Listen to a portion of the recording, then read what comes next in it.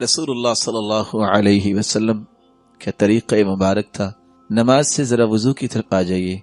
मैं बड़े ही अदब से गुजारिश करूँगा, मेरी इन बातों पे थोड़ी सी तवज्जो कीजिएगा। मैं आपका भाई हूँ और मेरी अल्लाह से दुआ है, अल्लाह हमें जन्नत में भी जमा फरमाए।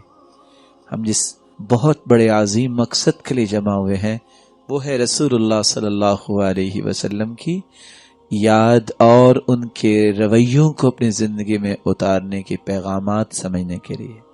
वज़ू की तरफ आइए। हम जब वज़ू करते हैं, कभी हमने सोचा कि मेरा वज़ू अल्लाह के रसूल जैसा वज़ू है? और अगर मैं ये कह दूं तो मुझे उम्मीद है कि आपको पसंद ही आएगा। कभी मैंने अपनी घरवाली का और अपनी बेटी और बेटे का वज़ू चेक किया कि मेरी औलाद यूनिफॉर्म में तो गलती करे, हम कहते बेटा यूं नहीं, आपने जूता कैसे पहना, बेटा आपने कलम कहाँ लगा लिया, बेटा आप ये कैसे चल रहे हैं आप। कभी हमने घर बैठे उनका वज़ू भी चेक किया?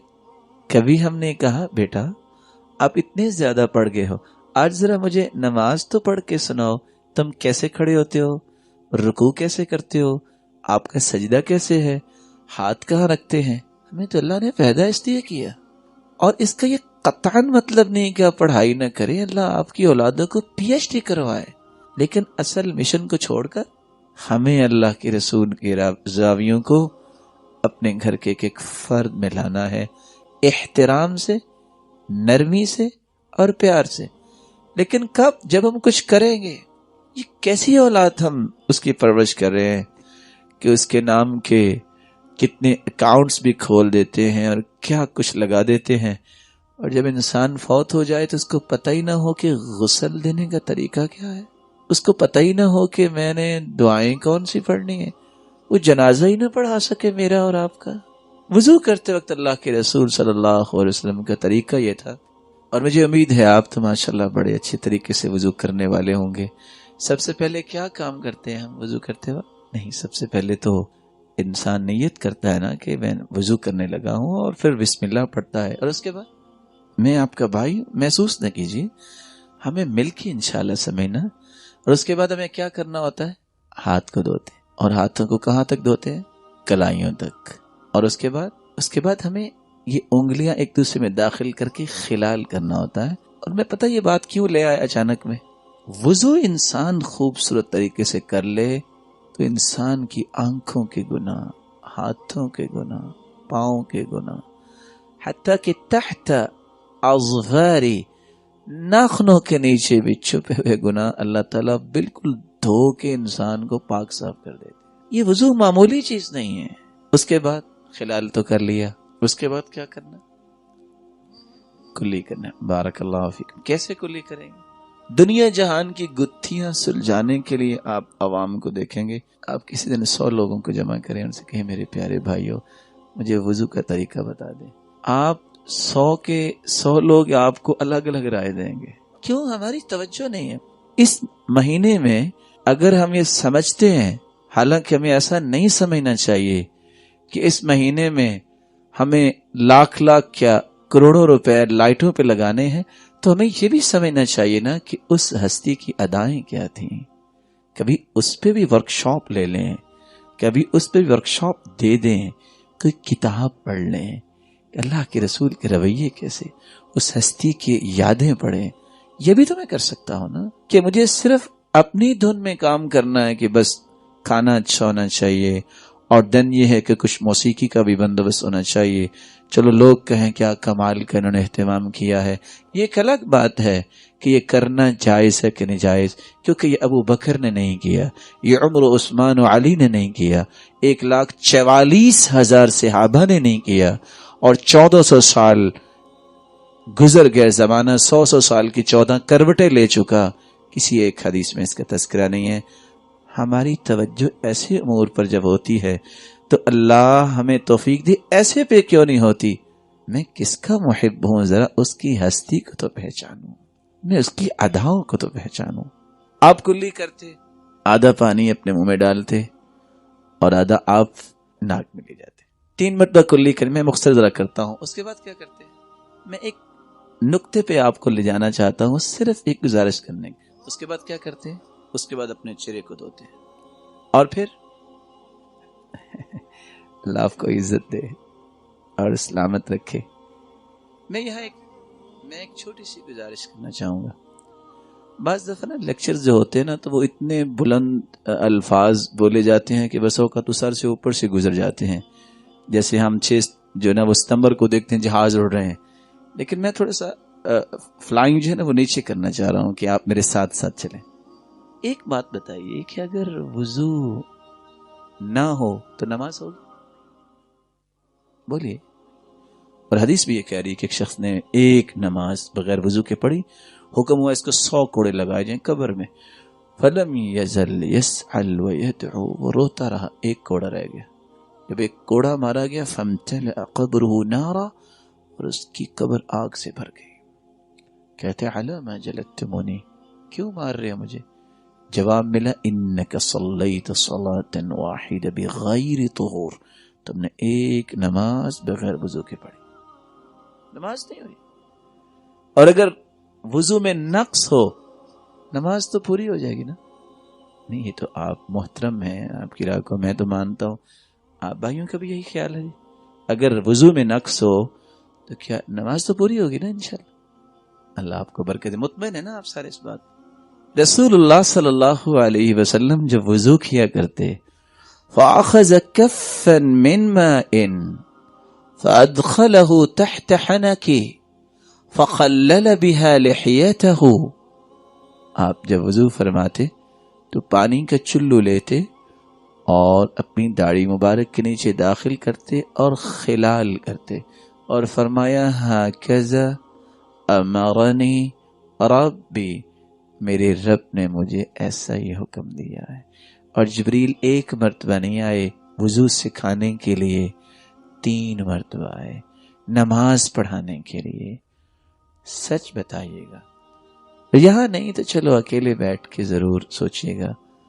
جس میرے معزز محترم مکرم محتشم بھائی جو بھول گیا ہوگا، اس نے اگر خلال کی جگہ ہی نہیں چھوڑی تو خلال تو کیا ہی نہ اس نے، وضو اس کا مکمل ہے.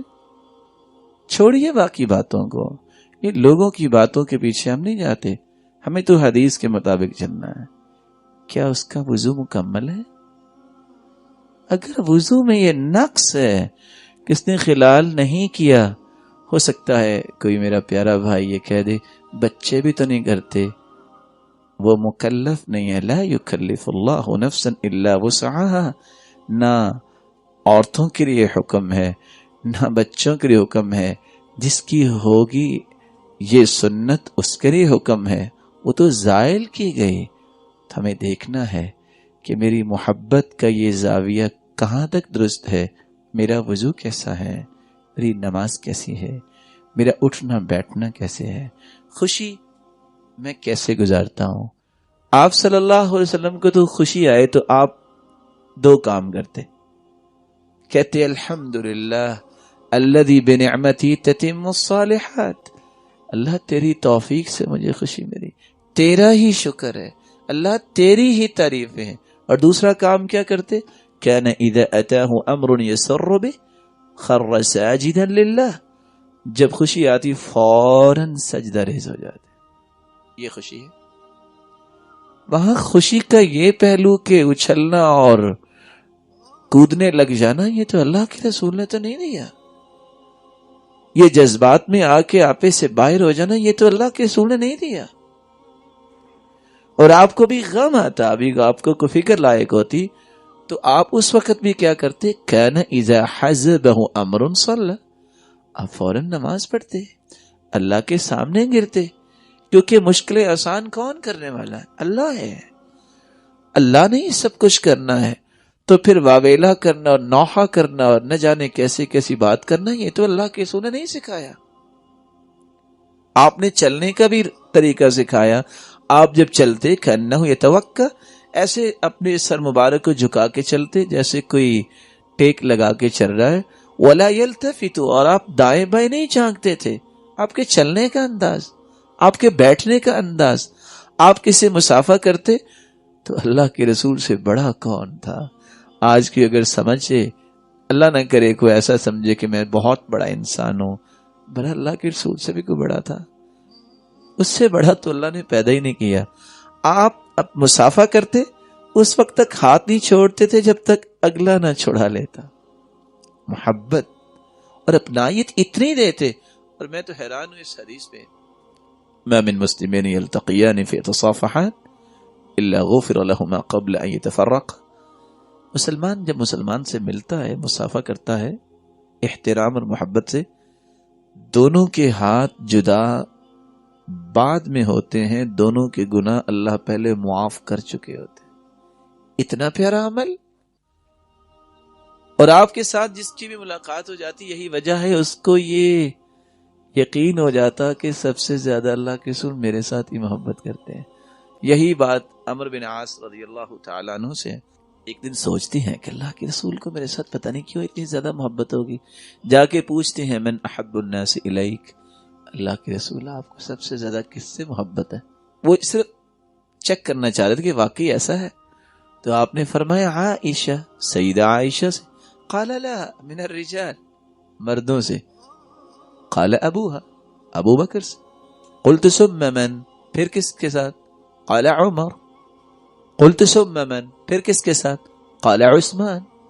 قلت ثم من، پھر کس کے ساتھ؟ قال علی رضی اللہ عنہم وارضاہم. 10 صحابہ کے نام لے لیے اور عمرو بن عاص مسکرانے لگے. کہا عمر کیا ہوا؟ کہ اللہ کے رسول میں نے تو پوچھا اس لیے تھا کہ سب سے پہلے آپ میرا نام لیں گے.